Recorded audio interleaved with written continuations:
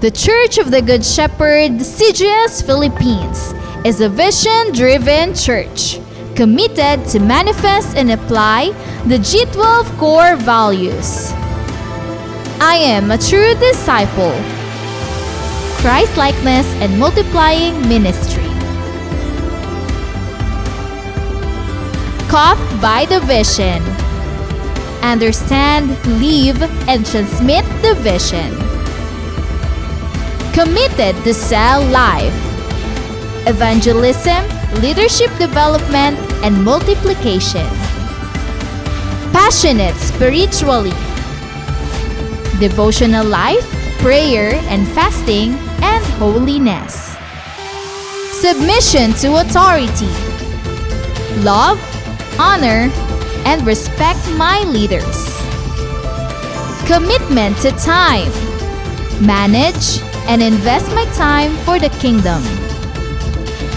Lifelong relationship. Accountability and responsibility. I love equipping and training.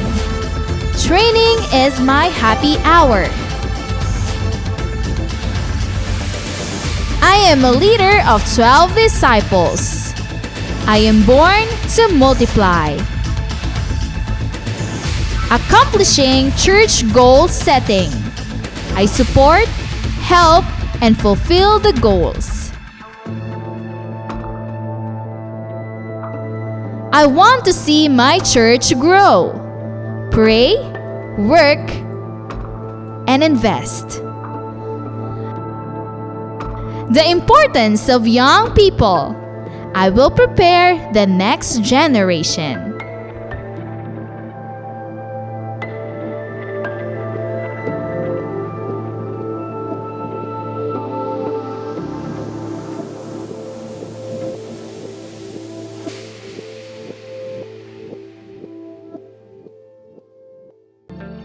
We are the Church of the Good Shepherd. We are inviting you to click like, share this video, and be engaged as we share God's vision to our online community.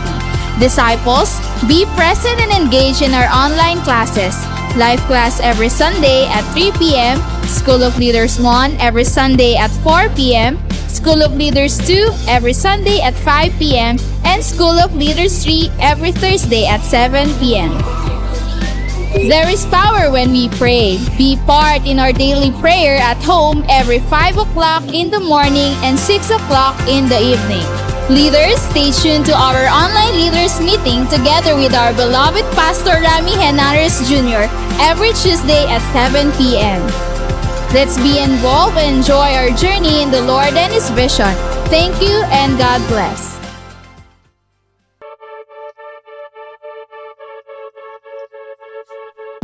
The Church of the Good Shepherd aims to make the vision of God manifest in the lives of people.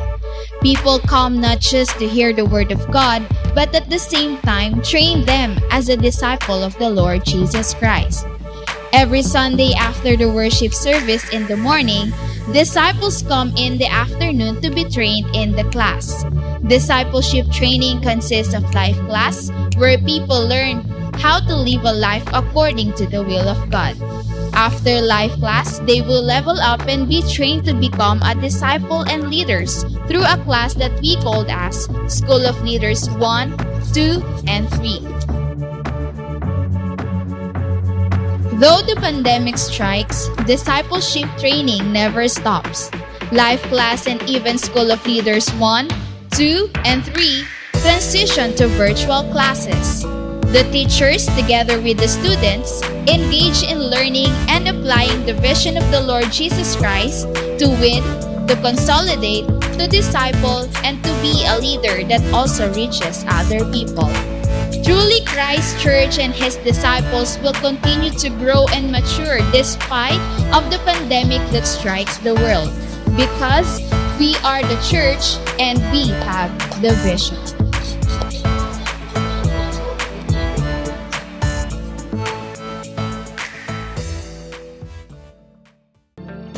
We are the Church of the Good Shepherd. We are inviting you to click like, share this video, and be engaged as we share God's vision to our online community. Disciples, be present and engage in our online classes. Life class every Sunday at 3 p.m., School of Leaders 1 every Sunday at 4 p.m., School of Leaders 2 every Sunday at 5 p.m., and School of Leaders 3 every Thursday at 7 p.m. There is power when we pray. Be part in our daily prayer at home every 5 o'clock in the morning and 6 o'clock in the evening. Leaders, stay tuned to our online leaders meeting together with our beloved Pastor Rami Henares Jr. every Tuesday at 7 p.m. Let's be involved and enjoy our journey in the Lord and His vision. Thank you and God bless.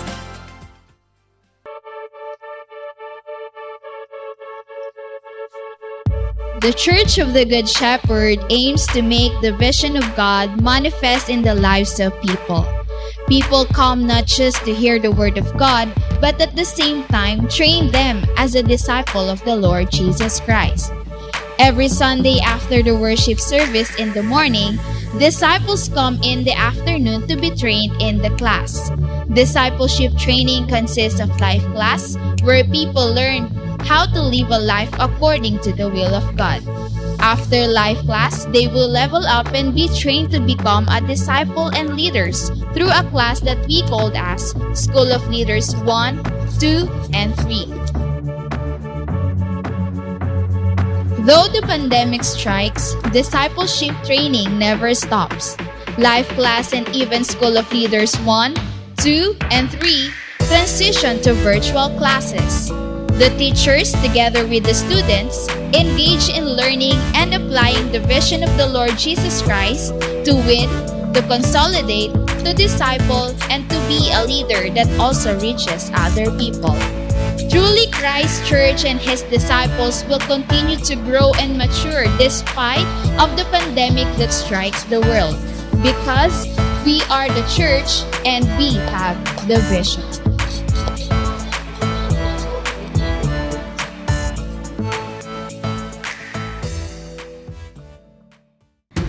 The Church of the Good Shepherd, CGS Philippines, is a vision-driven church committed to manifest and apply the G12 core values.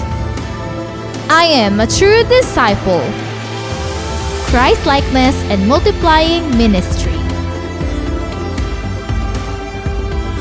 Caught by the vision. Understand, live, and transmit the vision. Committed to sell life, evangelism, leadership development, and multiplication. Passionate spiritually, devotional life, prayer and fasting, and holiness. Submission to authority, love, honor, and respect my leaders. Commitment to time, manage, and invest my time for the kingdom. Lifelong relationship, accountability, and responsibility. I love equipping and training. Training is my happy hour. I am a leader of 12 disciples. I am born to multiply. Accomplishing church goal setting. I support, help, and fulfill the goals. I want to see my church grow. Pray, work, and invest. The importance of young people. I will prepare the next generation.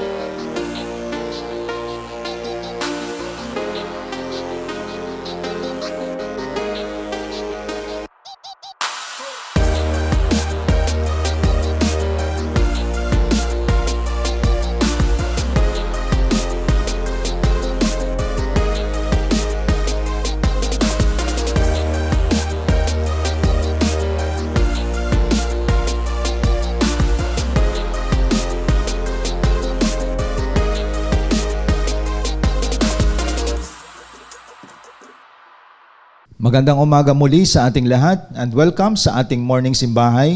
Ating wini-welcome lahat nating mga leaders, mga primary, mga pastors, mga cell group members natin, lahat nating mga invites, ang kanilang mga tatay, ang mga nanay na kasama natin sa ngayon, lahat ng mga anak, lahat ng mga ating mga followers sa CGS Philippines, ang mga faithful for the whole year sa ating pagsamba dito sa online ay ating wini-welcome.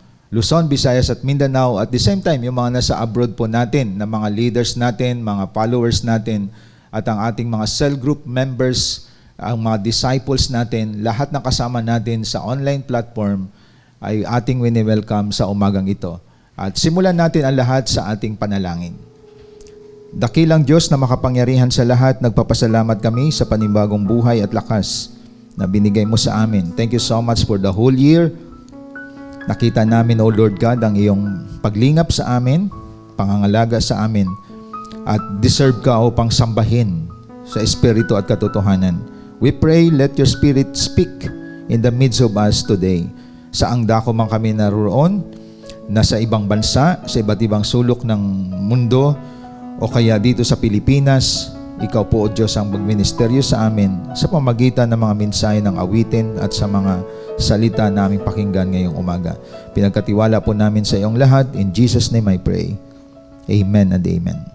Damhin po natin ang mga awiting ito. Sambahin natin ang Diyos. Pangunahan po natin o pangunahan tayo ng CGS Philippines Worship Team.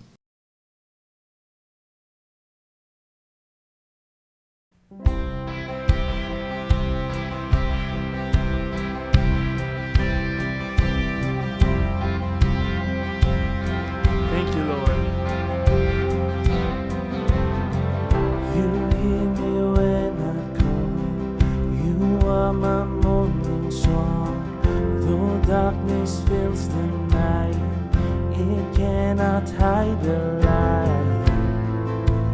Whom shall I fear?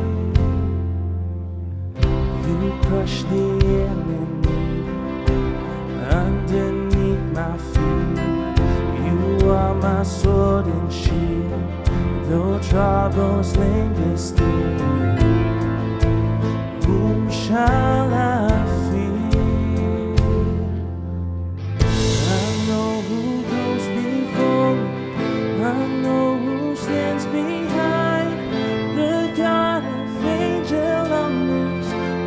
Always by my side, the one who reigns forever. He is a friend of mine. The God of angel armies is always by my side.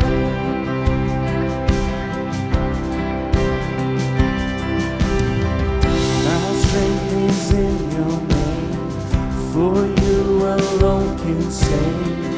You will deliver me. Yours is the victory. Whom shall I fear? Whom shall I fear? I know who goes before me. I know who stands behind. The God of angel armies is always by my side. The one who reigns forever. He is a friend of mine. The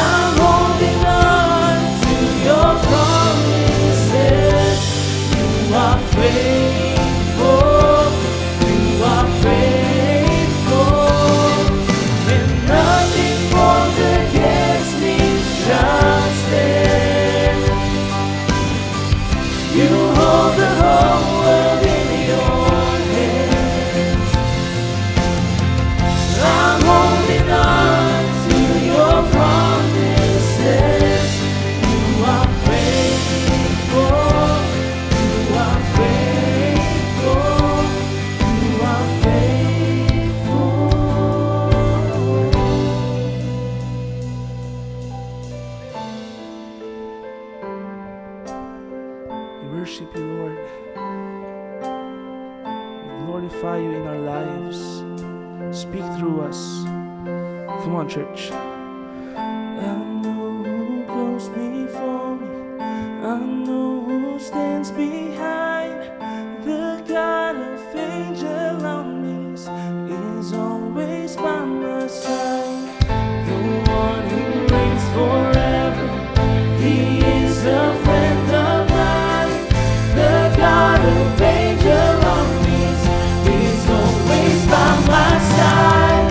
I know who goes before me. I know who stands behind. The God of angel armies is always by my side. The one who reigns forever. He is a friend of mine. The God of angel armies is always by my side.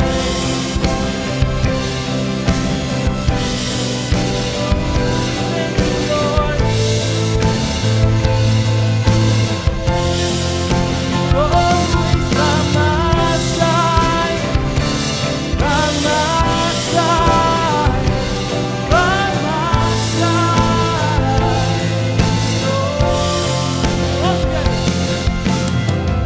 The God of angel armies is always by my side. Oh, yes, you are. Oh, yes, you are, Lord.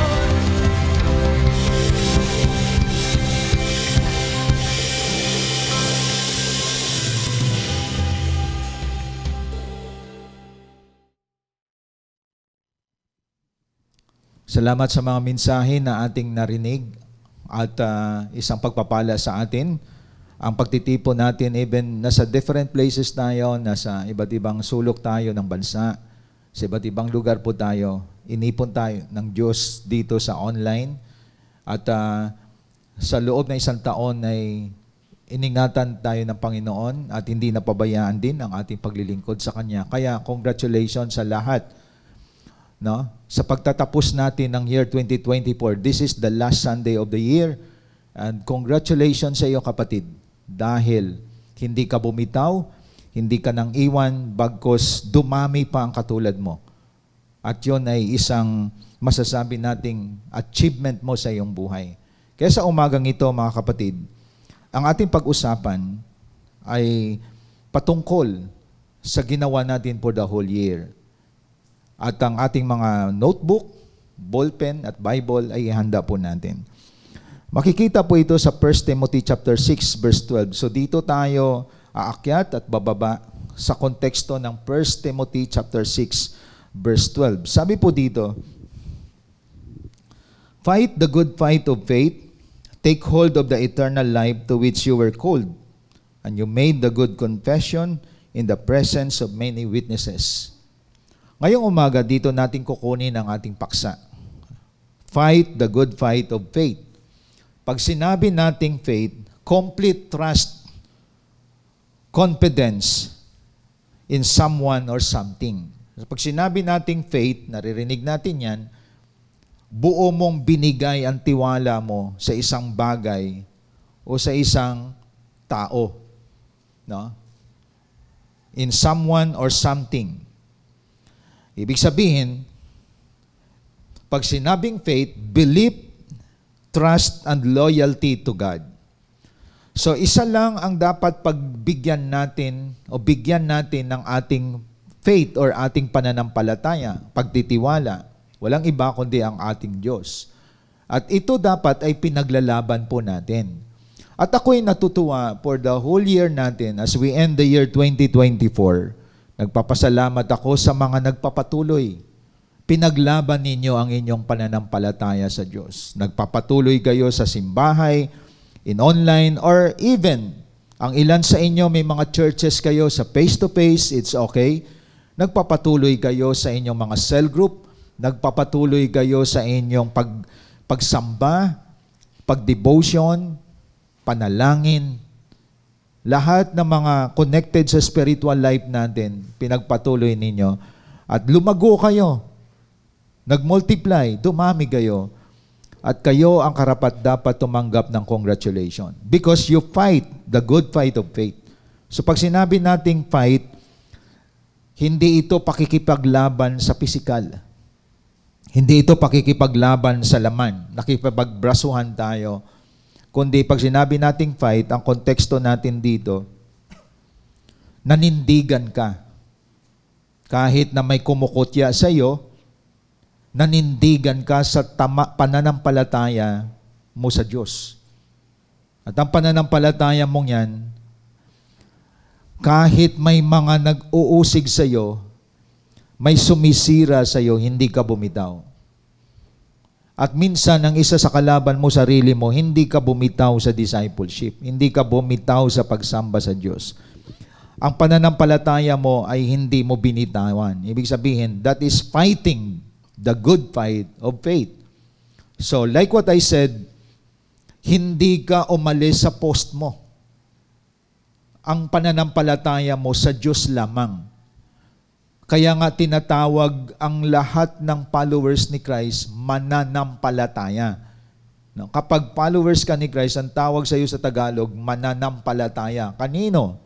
Hindi sa tao, hindi sa asawa mo, hindi sa trabaho mo, kundi mananampalataya ka ni Kristo. Ibig sabihin, we start everything in faith because without faith, we cannot please God. Kaya sinabi ni Paul, fight the good fight of faith. At ito ang kailangan natin, mga kapatid. As we end 2024, then we will enter 2025, continue to fight the good fight of faith. Now, paano natin maipakita na we are fighting the good fight of faith? Paano natin yun maipakita, mga kapatid? Kasi like what I said, pag sinabi faith, buo mong binigay ang buhay mo sa Diyos. Complete trust or confidence in someone. At ang someone na yan ay ang Diyos or something.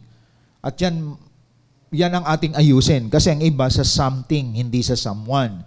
Binibigay ang kanilang pananampalataya. Now, may tatlong bahagi sa konteksto na ito ng 1 Timothy na ating binasa, mga kapatid. No? Dito sa 1 Timothy, may tatlong context. Sa context nito, ang bibigyan ko ng point sa ating ngayong umaga. Dito sa sinabi ni Paul sa verse 12, ang una na dapat nating ipaglaban, number 1, hold on to the truth of God's Word. Nasa itaas po yon. Pag sinabi nating hold on to the truth of God's Word, pinaglalaban mo na wala ng ibang katotohanan na iniwan ang Diyos sa atin, kundi ang kanyang mga salita. And that is in verses 3 and 4. Sabi dito, if anyone advocates a different doctrine and does not agree with sound words, those of our Lord Jesus Christ, and with the doctrine conforming to godliness, sabi nga sa verse 4, he is conceited and understands nothing. No? But he has a morbid interest in controversial questions and disputes about words, out of which arise envy, strife, abusive language, evil suspicions. And in verse 5, and constant friction between men of depraved mind and deprived of the truth, who suppose that godliness is a means of gain. So alam ninyo, kapag ang tao ay hindi siya nakatayo sa tamang katuruan ng salita ng Diyos, nagkukos yan ng mga debate, nagkukos ng argument, nagkukos ng misunderstanding, na ang tingin nila sa isang relihiyon ay to gain something. Kaya makikita natin maraming na-deprive dito sa truth. Ang gusto ko i-simplify sa atin ngayon, ang isang nakipaglaban sa kanyang pananampalataya, pinanghawakan niya ang katotohanan ng salita ng Diyos. Ibig sabihin, you have the sound teaching na hindi mo kino-compromise ang tamang katuruan ng salita ng Diyos. Like for example, i-simplified po natin, mga kapatid, para makita at maunawaan ninyo. Hindi ka tumatayo sa opinion ng tao, hindi ka tumatayo sa information ng tao, hindi ka tumatayo sa idea ng tao, kundi ang batayan mo palagi is the Word of God. The Word of God is your final authority. Example, paano ako maka-hold on sa truth of God's Word na pinaglalaban ko to? Ang katotohanan, ang alam nating gender sa Bible, dalawa lang, male and female. Wala nang dinagdag dyan, and that is final say of the Word of God. Lalaki at babae lang nilikha ng Diyos. So pag sinabi mo na may third sex, may pang-apat, may bisexual, okay? May gay, may lesbian, that is the opinion of people, but that is not based on the Word of God. Yun ang isang example nun. Kaya makikita po natin, marami sa atin napapahamak kasi nanindigan tayo sa ating damdamin, sa ating isip, sa ating mga idea at sinasabi ng kapwa natin. Pero ang salita ng Diyos ay hindi natin ito pinaniwalaan. Marami na didisgrasya sa maling opinion, maling information, nasabi-sabi lamang. But the final truth is the Word of God. Yun ang i-hold on natin. Yun ang ipaglaban natin. Ibig sabihin, natapos ang year 2024, you fight the good fight of faith. Why? You have your daily devotion because your daily devotion na ginagawa mo, batayan mo yan. Hindi yung emotion mo. Hindi yung sinabi lang ng kaibigan mo. Kundi palagi kang tumatakbo sa katotohanan ng salita ng Diyos. So yun ang example po natin mga kapatid. The Word is the final authority and that is the Word of God. Yun ang hinahawakan natin. Sa gadget mo, may Word of God. No?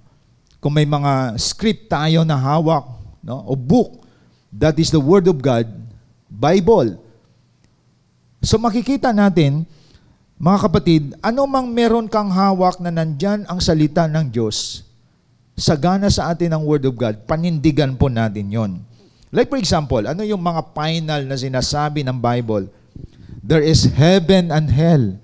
May langit at impyerno. Final po yan. Walang tinuro ang Bible na purgatorio. Final yan. Kaya tayo nagwi-winning soul, gusto natin, lahat tayo may assurance of salvation na patungo tayo doon sa inilaan ng Panginoon natin. Dahil sabi niya, He is the way, the truth, and the life. So masarap makita na ikaw ay nagpa-disciple, nagpahubog ka, binago buhay mo, at ang pamilya mo, dinala mo sa Lord. Because ang heaven and hell is not fiction. Totoo po na may langit at impyerno. And that is the final truth, mga kapatid. Discipleship is biblical. That is why we undergo discipleship. Winning soul is biblical. It is a command. Ang mastermind nito si Jesus Christ.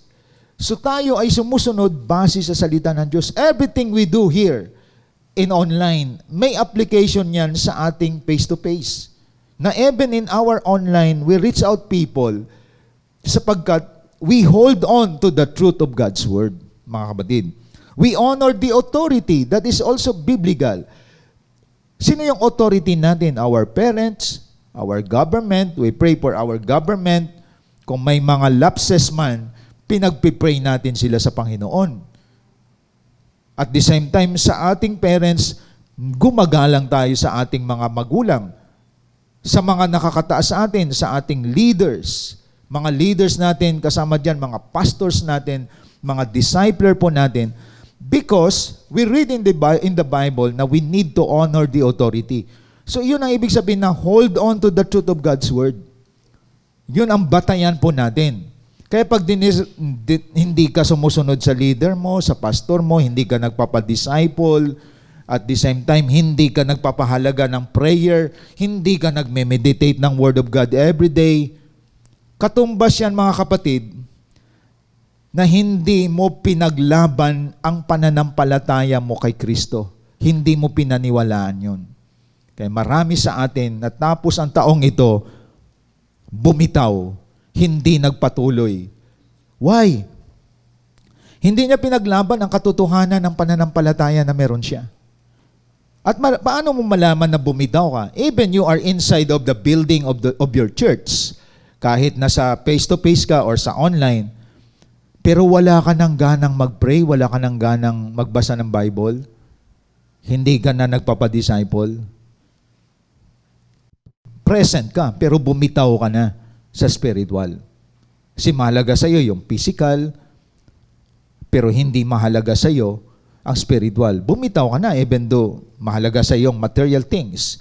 So mapapansin natin mga kapatid, marami hindi pinaglaban ang pananampalataya. Natapos na ang taong ito, ang pagbitaw, ang pag-alis, ay sign yan na hindi mo pinaglaban ang iyong pananampalataya sa Panginoon.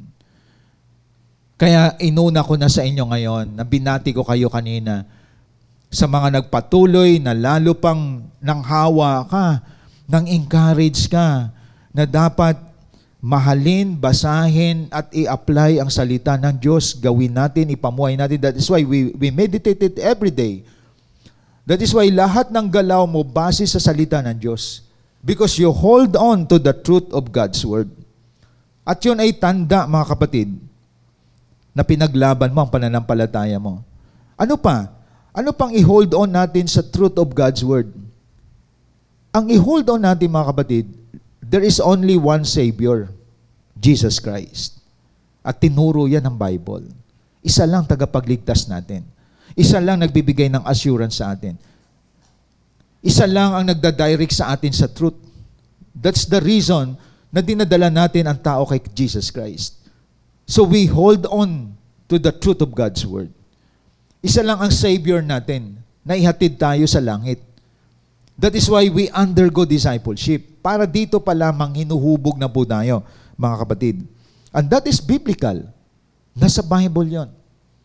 Kaya mapapansin po natin, marami ang nabuksan, umayos ang buhay, sinurrender ang buhay kay Jesus Christ because of you. Yun ang binigyan mo ng focus.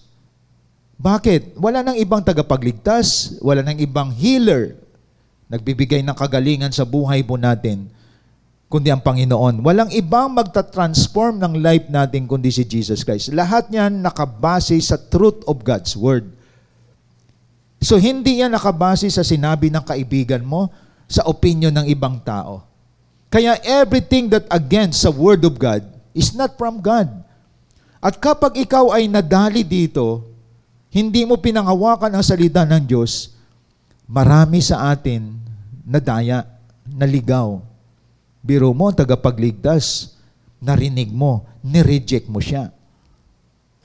Biro mo, malapit na sa iyo ang pagpapala dahil dinidisciple ka, binitawan mo to. Hindi ka nag-hold on to the truth of God's Word. At isa yan, mga kapatid, masasabi nating pagkatalo sa buhay natin. At tandaan natin, mapalad kayo na nandito sa ngayon. Ano ang pinanghawakan mo? Damdamin mo ba? Opinion ng ibang tao? Sinabi ng mga ninuno natin? Wala tayong ibang panghawakan, kundi ang katotohanan ng salita ng Diyos. At kayo ngayon, ang lahat ng ginawa nyo for the whole year, nakabase sa katotohanan ng salita ng Diyos. Mga kapatid, na you are walking in the sound doctrine, sound teaching of the Word, that Jesus is Lord, Jesus is our Savior, Jesus is our God. Na siya nag-transform ng buhay natin. Binago niya tayo and we obey. Anong inobey natin? We undergo discipleship. We obey winning souls para dalhin sila sa langit because we know there is heaven and hell. At dahil dyan, nagpapamentor po tayo because mentoring is biblical. That is in 2 Timothy chapter 2 verse 2. So nakikita natin, ang buhay mo ngayon, masasabi mo, may fulfillment ka for this year, 2024. Why? Dahil mataas ang pagpahalaga mo sa mga bagay na spiritual. Hindi sa mga bagay na napapanis, nawawala, naluluma. You don't focus sa material. You don't focus sa mga physical aspect ng life mo. Inaalagaan mo yung physical mo para hindi mo mapabayaan ang spiritual life mo. Hindi naging major sa iyong mga material things. Why? Bakit? Mahalaga sa iyo ang mga bagay na spiritual. And that is the preparation, mga kapatid, sa bagay na mga eternal. Kaya makikita natin, ang tao na nakipaglaban sa pananampalataya, nang hawakan siya hindi sa mga opinion, information ng ibang tao, nang hawakan siya sa truth of God's Word. Doon siya nakikipaglaban. Wala kang pagdududa sa salita ng Diyos. At yan ang humubog sa iyo for the whole year. That is why your community is your cell group. Your prayer is your intimacy with God. Your simbahay like this or pagsamba sa face-to-face is your group community. Mga kapatid, your training is part of preparation for leadership. Ibig sabihin, may kwenta ang buhay na kung saan nag-i-exist ka for the whole 2024 or for the whole year 2024. Because you hold on to the truth of God's Word. Ang masaklap, naubos mo ang oras mo, yung panahon mo, sa mga bagay na walang kwenta.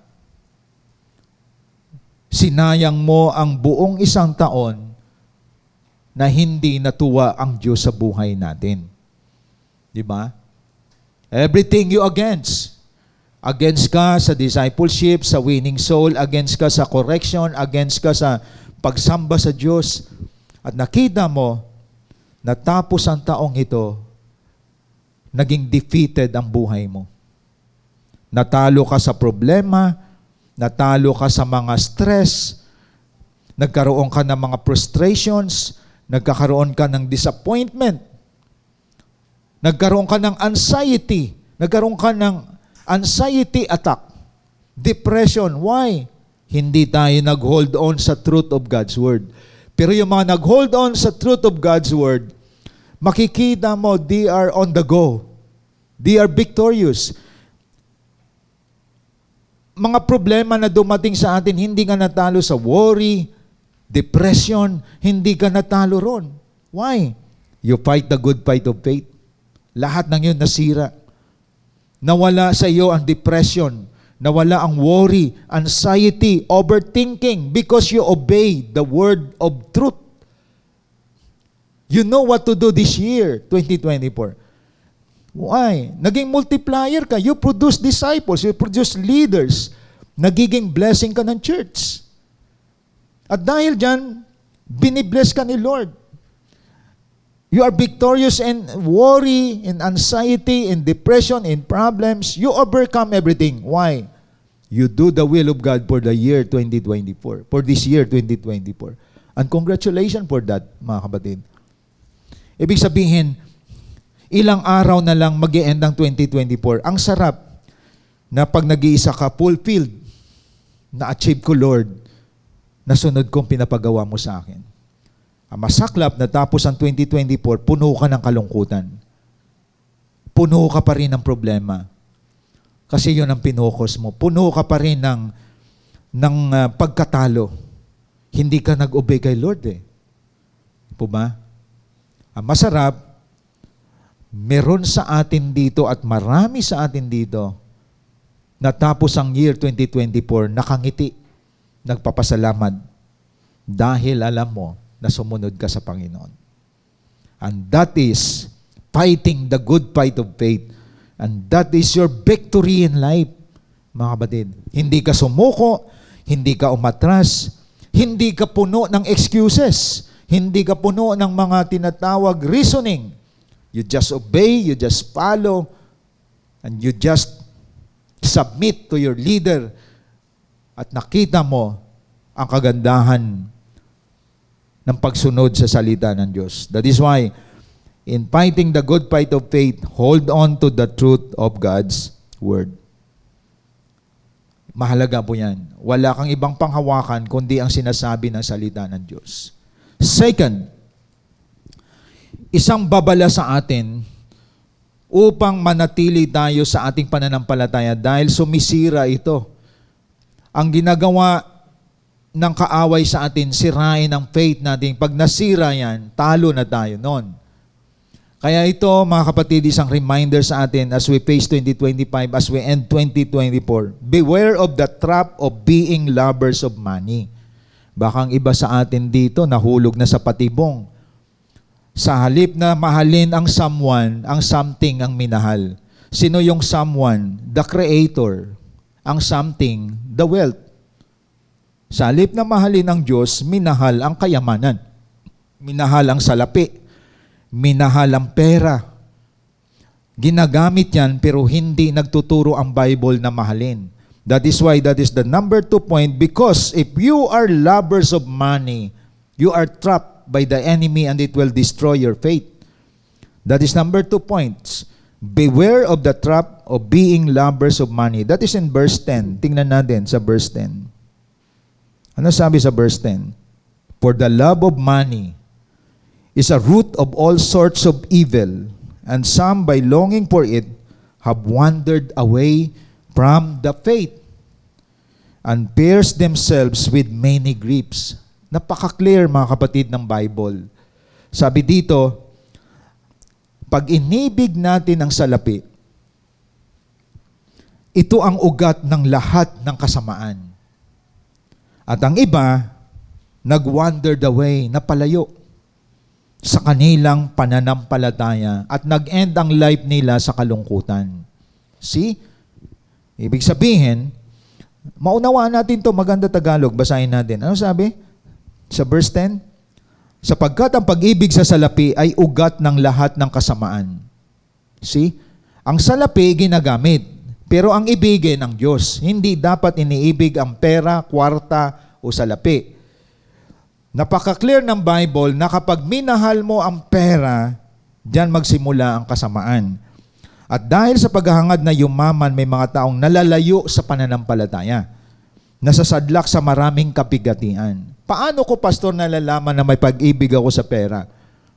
Nung nagkapera ka, lumayo ka na sa Diyos. Yun ang tanda. Sinabi ng Bible. Verse 17. Anong sabi sa 17? Ituro mo sa mayayaman na huwag silang magmamataas. Huwag silang umasa sa kayamanang lumilipas, kundi sa Diyos na masaganang nagbibigay ng lahat ng ating pangangailangan upang tayo'y masiyahan. Warning din ito sa atin. No? Ano man ang status ng buhay mo, pinayaman ka man ng Diyos, iwasan nating magmataas. Nakita mo, you are supplied everything. Nabibili mo ang gusto mo. Ang ingatan mo, magmataas. Hindi ka na sumusunod sa leader mo. Hindi ka na nagpapasakop sa mga tao na nilagay ng Diyos sa iyo. Dahil pinayaman ka na. Then, huwag silang umasa sa kayamanang lumilipas. Always remember this, lahat ng something, lahat ng anything, lahat ng bagay nawawala yan.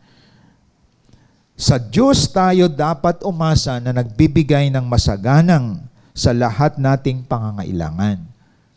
So like what I said, dapat sa giver of wealth tayo umasa. Hindi sa wealth tayo umaasa. At warning sa atin yon. Kasi ganito yan, mga kapatid.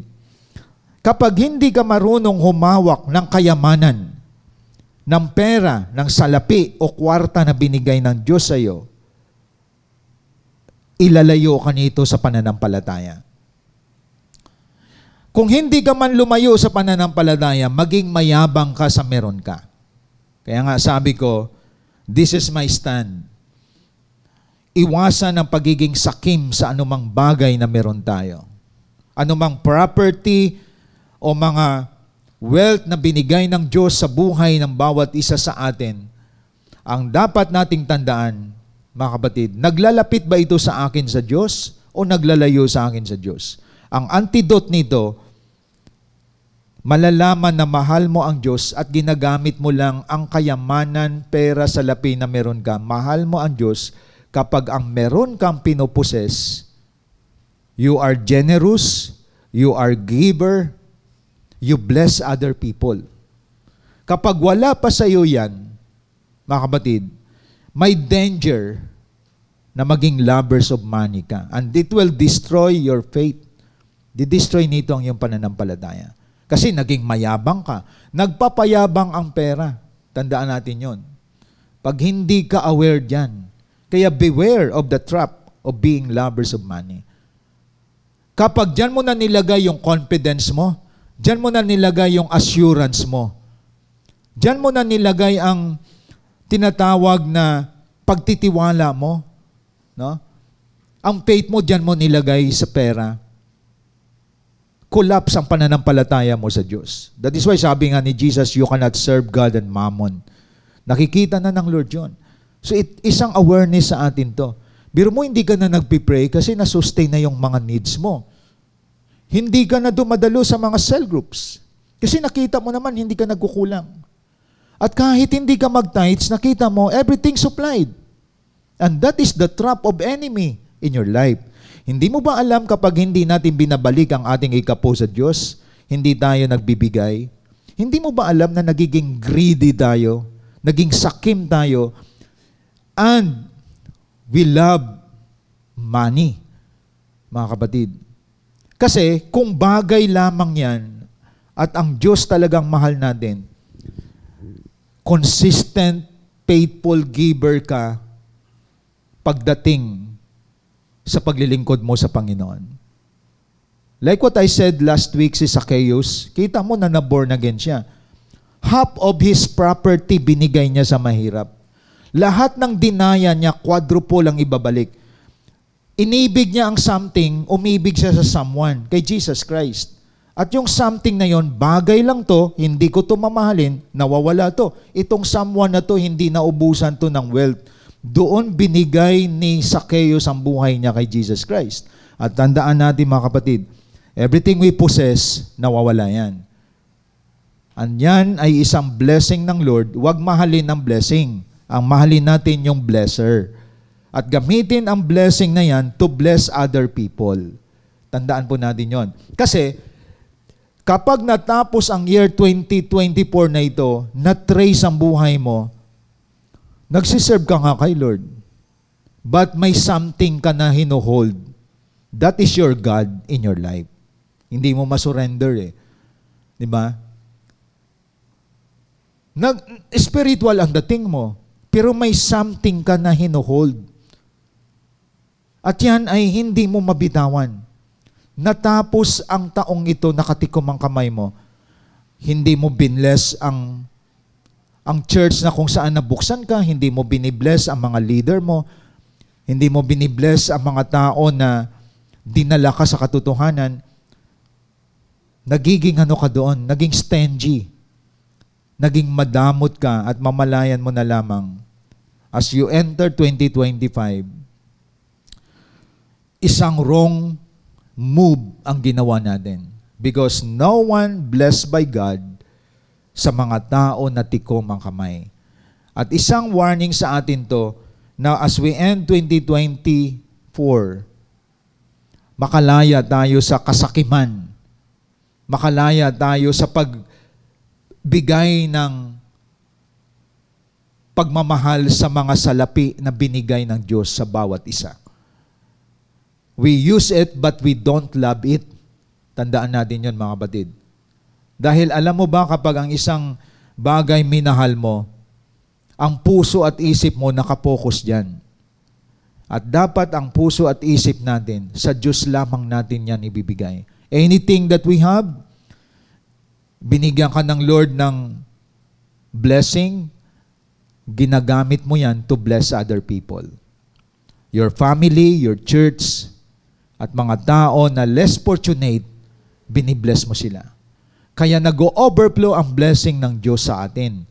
Kaya nga itong sinasabi ko mga kapatid, hindi pagpapala kapag wala ka pang pinagpapala. Ang matatawag na pagpapala, dumaan sa iyo, binibless mo ang mga nasa paligid mo. Totoo kang binibless ni Lord, mga kapatid. Kaya hindi tayo nag-iipon just for our own self, just for our self-pleasure. Hindi ka nag-iipon for your self-pleasure, but ginagamit mo ito for God's glory. Kaya sabi nga diyan, di po ba? It's a warning to all of us that is in verse 10. As you fight the good fight of faith, Ang isa sa iwasan natin, ang umibig sa salapi. Dahil ang ugat ng lahat ng kasamaan, nasa salapi kapag inibig mo yan. Marami nagpapatayan dyan. Marami nasisira ang relasyon dyan. Bakit? Kasi inibig ang salapi. Ang mga properties na maliit lang, pinaglalaban ng patayan minsan ng kamag-anak. Ang ugat nun, pag-ibig sa kayamanan. Pero malalaman mong isang tao na walang pag-ibig sa kayamanan o salapi. Nabibless ang mga tao sa paligid niya. Ayon, ginagamit niya for the glory of God. So tandaan natin, kapag naging problema mo sa buhay mo ang salapi, naging conflict sa buhay mo ang salapi, ang emotion mo ay tumaas because of the money that you possess. Naguguluhan ka because of the money that you have. Kapatid, ang ugat nun, may pag-ibig ka dyan. Pero kapag ikaw ay walang pag-ibig sa salapi, malalaman mo, marami ang pinagpapala dahil sa iyo, marami natutuwa dahil sa iyo. Ibig sabihin, tamang gamit mo ng salapi, mga kapatid. Kaya wala yan sa estado ng buhay, mayaman ka man o katamtaman lang. Nag-i-enjoy ka serving the Lord kapag nakatanggap ka ng anumang bagay, you know how to use it. Wala kang pangamba, wala kang pag-alala, meaning you love God above all and you don't love money but you use it for His glory. Tandaan natin yon, mga kapatid. Ang bagay ginagamit, hindi yan minamahal. Ang minamahal natin ng lubos, love God with all your heart, soul, mind, and strength. As we end 2024 na ginawa mo to is only God. Diyos lang dapat, mga kapatid. Kaya ang generosity, tandaan po natin yon, ang pagiging giver, nanggagaling yan sa pag-ibig mo sa Diyos. Because the author of generosity is our God through the Lord Jesus Christ.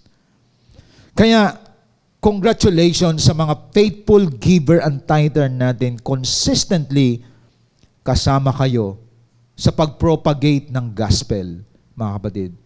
Kaya tandaan po natin, masarap na gamitin ang anumang meron tayo for His glory, not for our own self-pleasure. So clear dapat sa atin yon. Ngayon, kapag napalayo ka sa Diyos, pumangit yung ugali mo because of money, you are lovers of money. Diba? Marami nababago ugali sa pera. Marami din nagiging pagpapala. It's because of the wealth na naging good steward siya sa paggamit nito. Alam niya kung para kanino, saan ito ginagamit. Kaya tingnan ninyo, even in our government, let's pray for our government. No? Sa mga institutions sa ngayon, isa lang ang bottom line yun. Corruption, isa lang bottom line yun. Many are lovers of money. Kapatid, bakit nagsisiraan ang mga tao? Isa lang bottom line yan. Marami may pag-ibig sa salapi.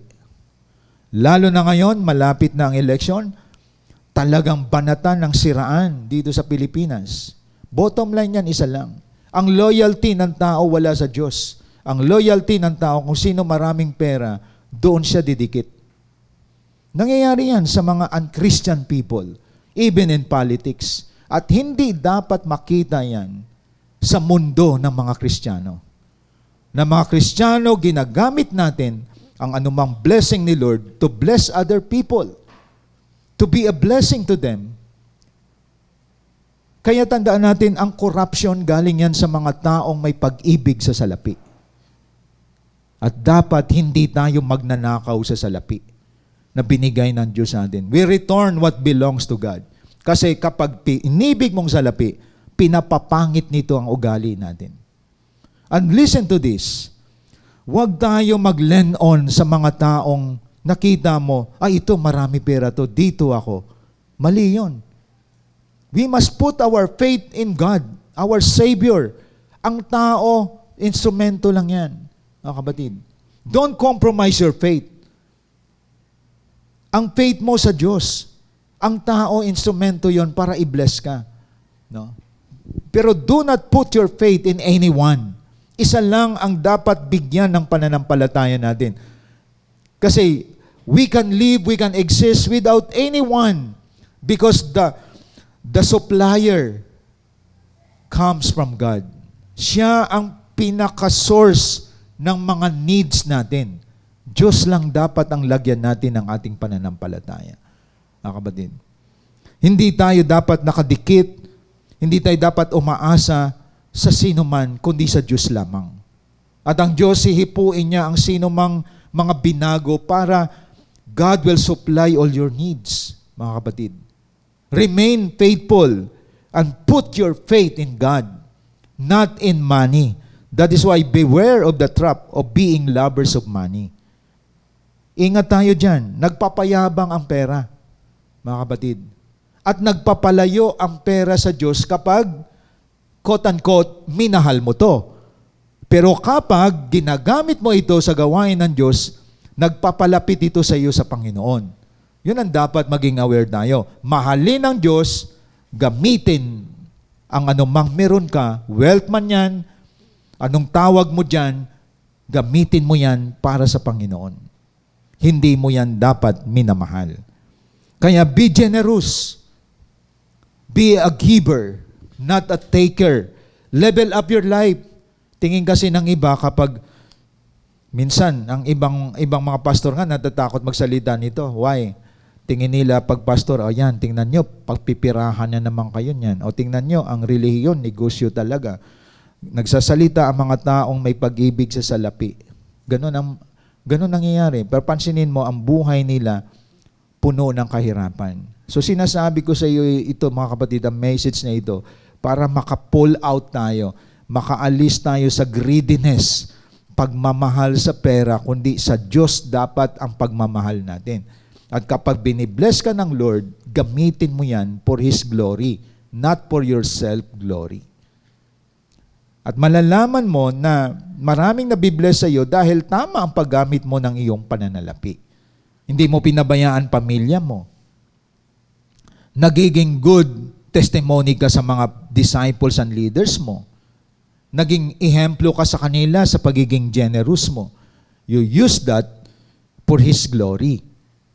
Kaya mapapansin natin, marami bumagsak dito, marami na misinterpret ito, marami ang hindi marunong nito.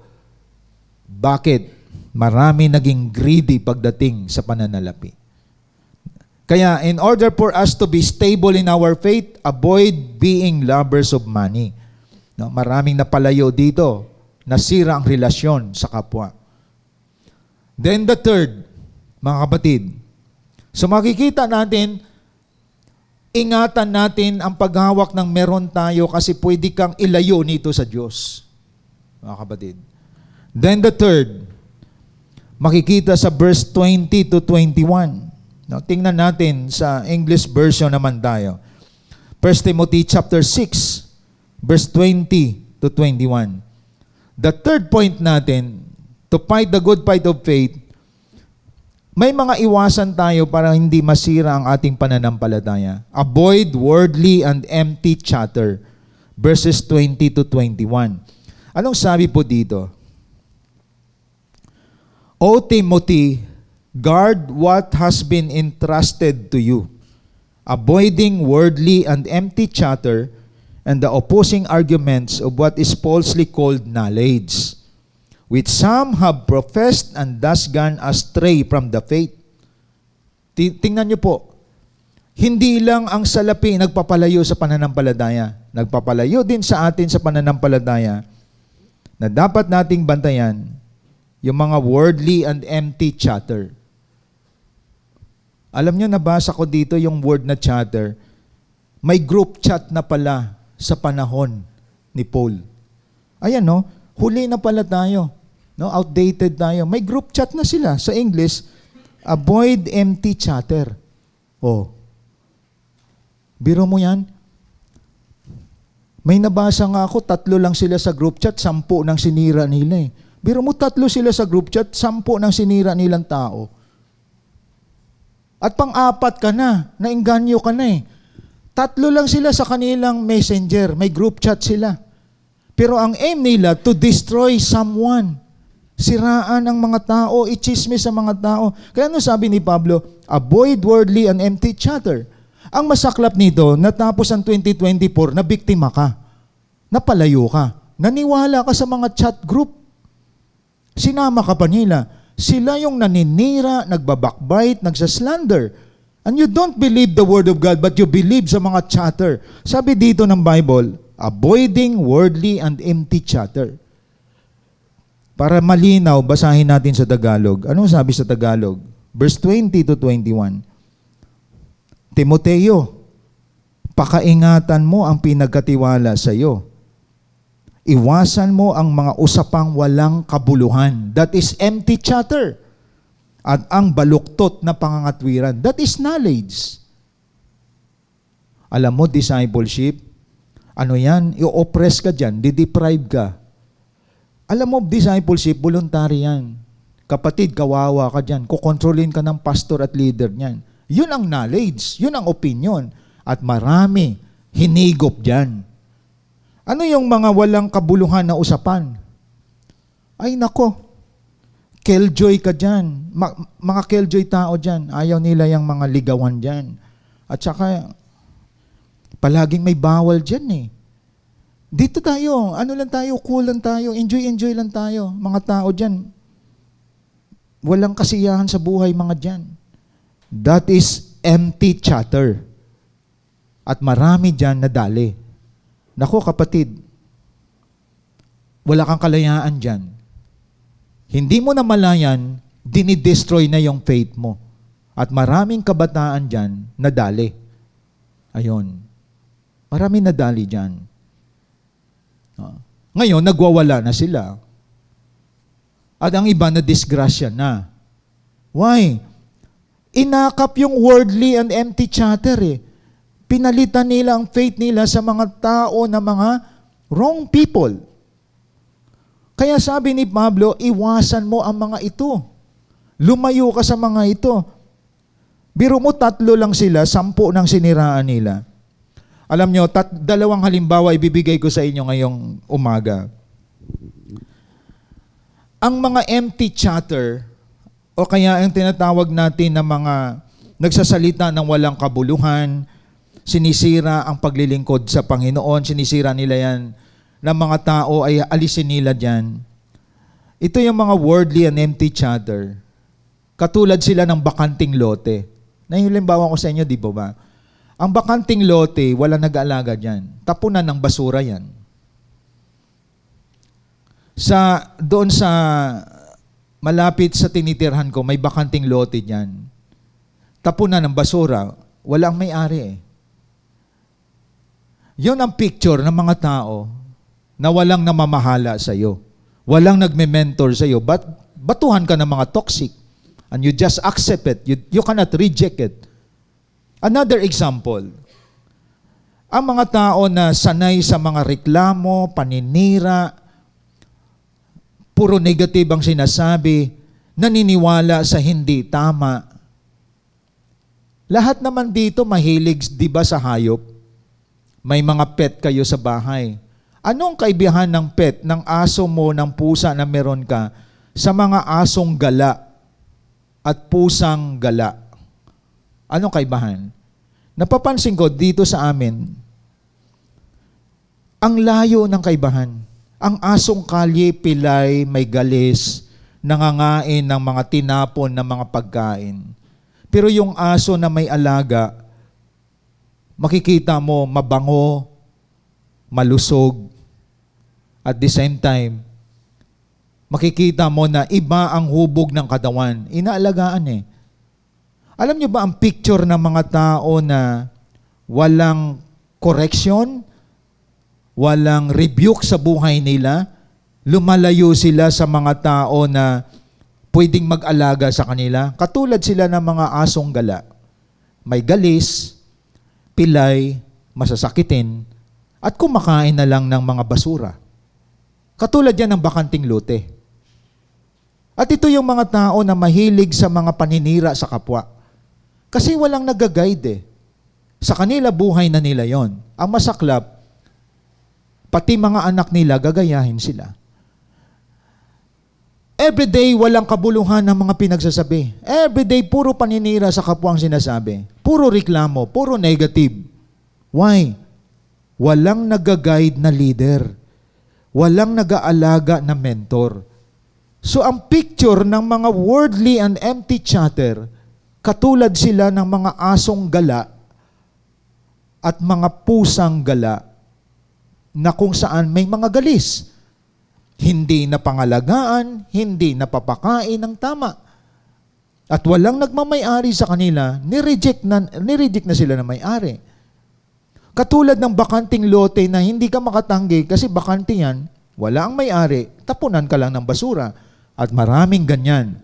You reject mentoring, you reject your leader, tanggap ka ngayon ng mga toxic people.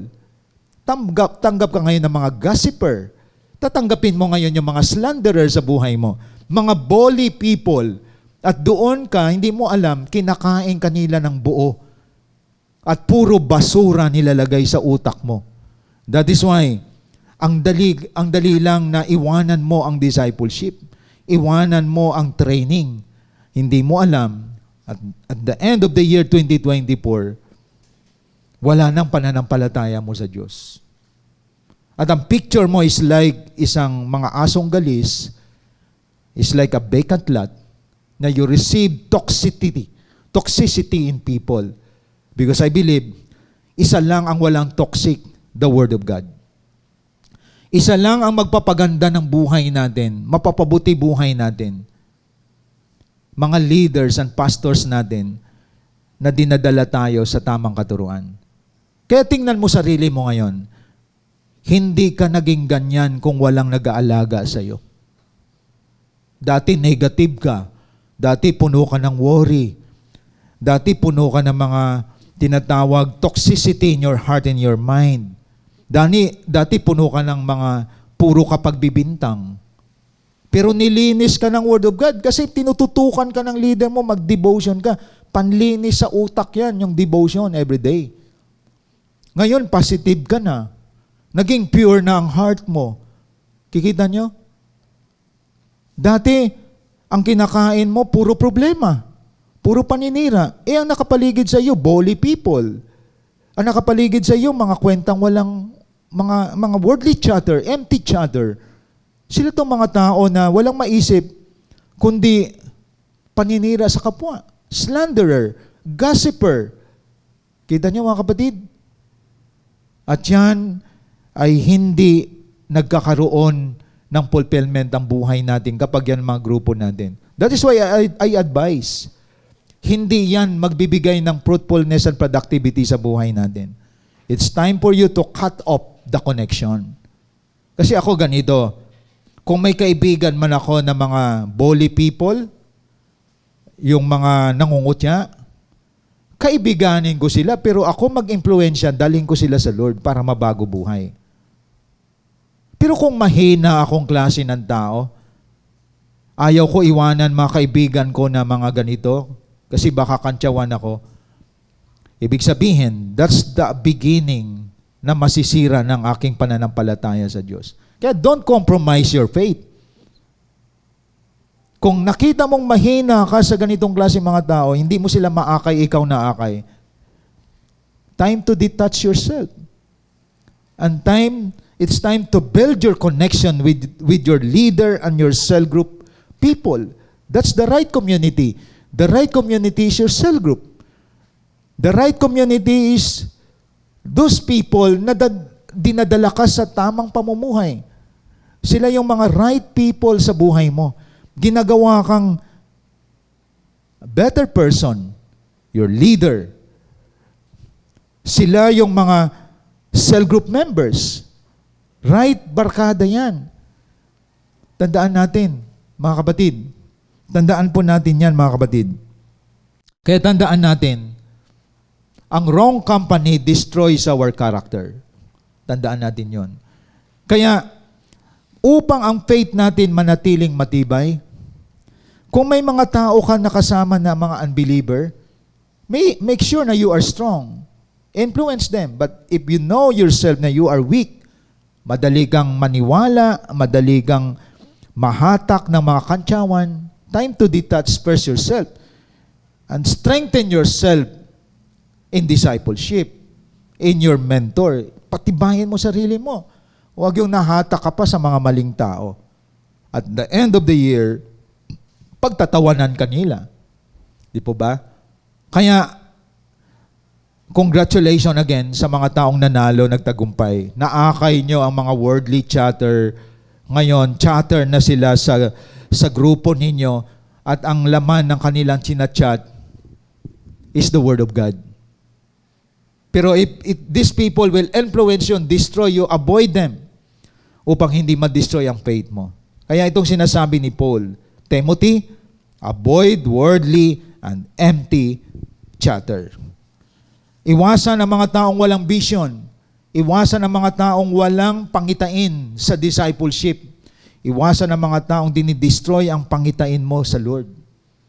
Ikaw dapat ang mangibabaw niyan na dalhin sila patungo sa ating Diyos na buhay. Kaya naway mga kapatid, itong mensahe na ito, nag-confirm sa iyo for that year 2024. Nagbigay ng confirmation sa iyo na you're able to be victorious or you're able to be an overcomer sa mga sumisira sa iyong pananampalataya. Hindi ka nadaig ng mga kaibigan mo na sinisira ka. At the same time, isa lang ang minamahal mo ng lubos at pinakamataas na mahalin, kundi ang Diyos, hindi ang mga bagay sa mundong ito. At you continue to hold on to the truth of God's Word. Kaya naway sa pagtatapos natin ng year 2024, patuloy kang makipaglaban because in our conclusion says, few fight for their faith. Kunti lang nakipaglaban sa pananampalataya. May mga bumigay na. But you remain steadfast even when others give up. Praise God. Na natatili kang naging matatag, ang iba sumuko. Pero nandito ka at handang lumaban hanggang sa maitawid ka sa 2025. You continue because someone powerful upholds your life. Nagpapatuloy ka kasi merong humahawak sa iyo. Hindi sa husay at galing mo. Ang humahawak sa iyo, this is in verse 24 to 25. Nais kong basahin sa inyo ang verse na ito as we end the year 2024. Kaya ka na natatili hanggang ngayon. Anong sabi sa verse 24 to 25? Mga kapatid, sa Kanya, sa Jude 24:25, sa Kanya na makapag-ingat sa inyo upang hindi kayo magkasala. At makakapagharap sa inyo ng walang kapintasan at may malaking kagalakan sa Kanyang kaluwalhatian. Sino yon? Sa iisang Diyos na ating tagapagligtas sa pamamagitan ni Jesucristo na Panginoon natin. Sa Kanya ang kapurihan, karangalan, kaluwalhatian at kapangyarihan mula pa noong una, ngayon at magpakailanman. Amen. Alam nyo, ang verse na ito dito ko nakita, kaya pala ako nananatili. Hindi dahil sa ako ito. May Diyos na nag-iingat sa buhay ko. Dumating ang panahon na gusto mo na mag-give up.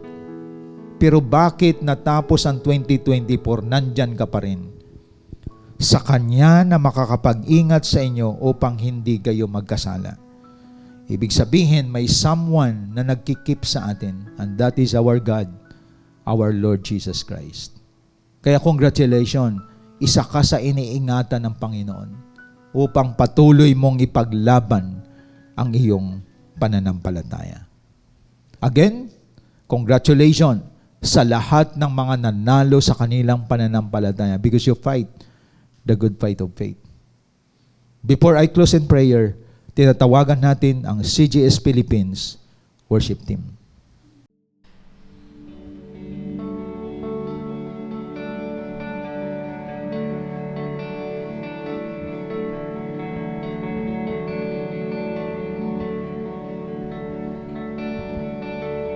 You stood before creation,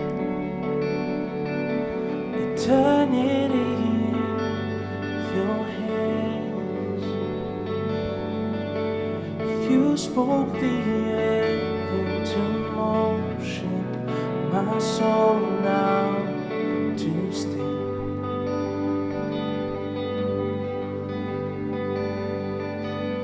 You spoke before my failures, carry the cross for my shame. My sin weighed upon your shoulders, my soul now to stay. So what can I say?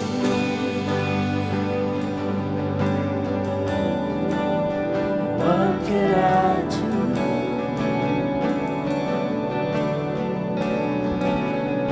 Offer this heart completely to you.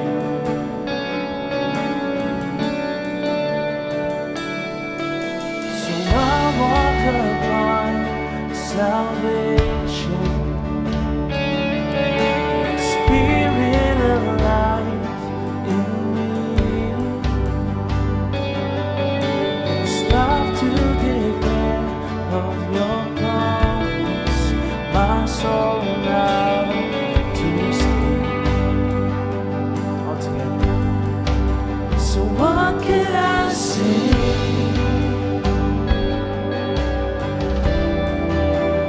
What can I do?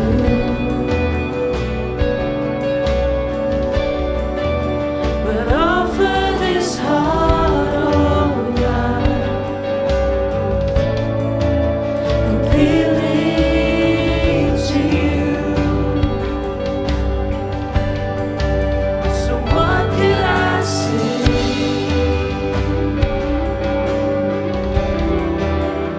What can I do?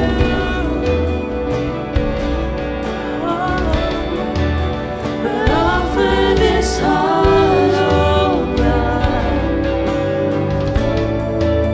completely to you.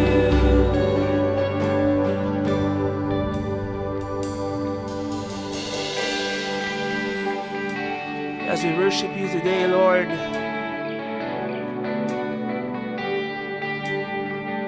this is our hope. You are our hope. Ito ang aming pangako sa iyo, Panginoon. Our promise is that we will stand with you. Bago matapos ang taon, this is our promise sa iyo, Panginoon. We declare that we will stand with you, fight the good fight of faith.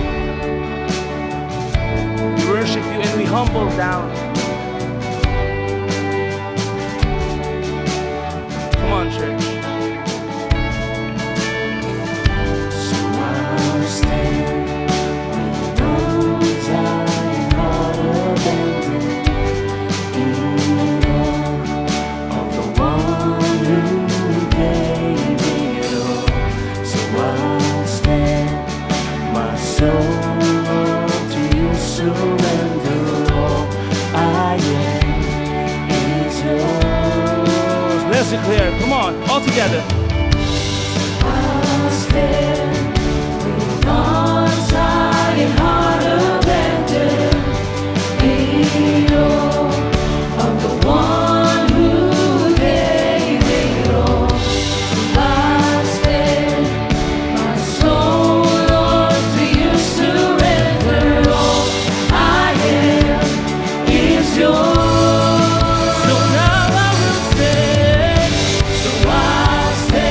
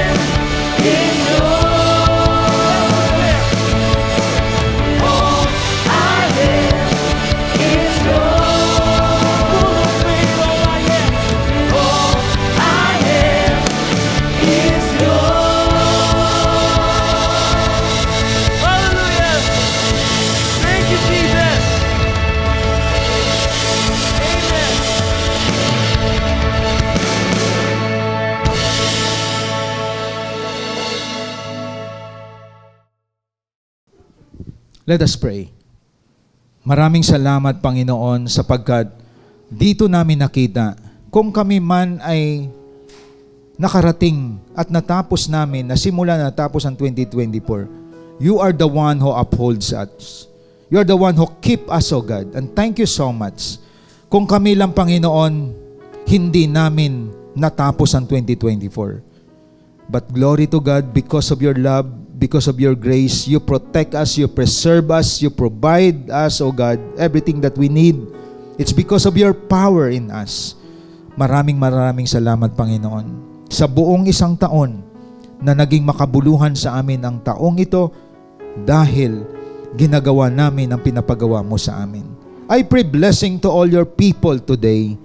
Blessing upon blessing. Luzon, Visayas at Mindanao, and even in abroad, lahat ng mga kasama namin sa online platform for the whole year. I pray blessing to all of them, healing in the name of Jesus. Blessing upon blessing sa lahat ng mga may sakit, kagalingan, Panginoon. And I release, O God, sa oras ito ang pagpapala mo sa lahat ng kasama namin dito sa online platform. Salamat sa buhay nila in the name of the Father, the Son, Jesus Christ, and the Holy Spirit. Amen and amen. Nais kong ipaabot ang aking pasasalamat sa lahat ng mga faithful followers, sa lahat ng mga nagpapadisciple at naging leaders, sa lahat ng mga primary, sa lahat ng mga churches and pastors, sa lahat ng mga cell group leaders, cell group members. Maraming salamat sa inyo na ang mga mensahe na inyong narinig for the whole year ay inyo itong pinamumuhay.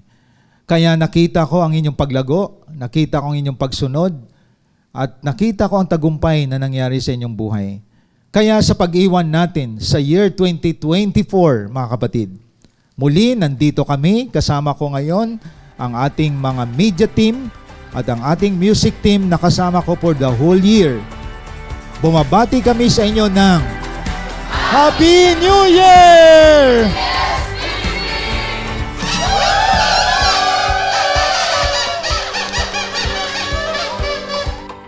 God bless and thank you so much.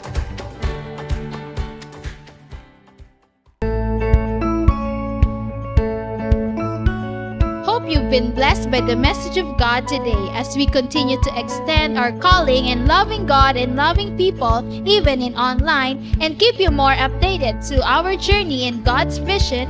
Connect to us wherever you are. Like our Facebook page, follow us on our Instagram account,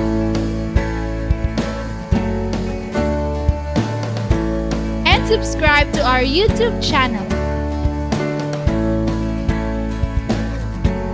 Be a blessing and always be updated. Are you blessed?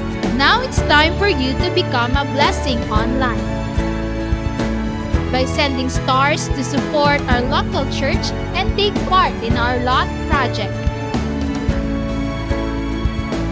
And be a cheerful giver through sending your tithes and offering to our GCash account.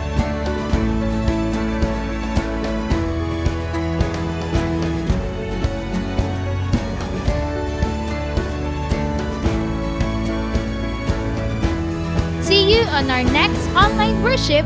Thank you and God bless.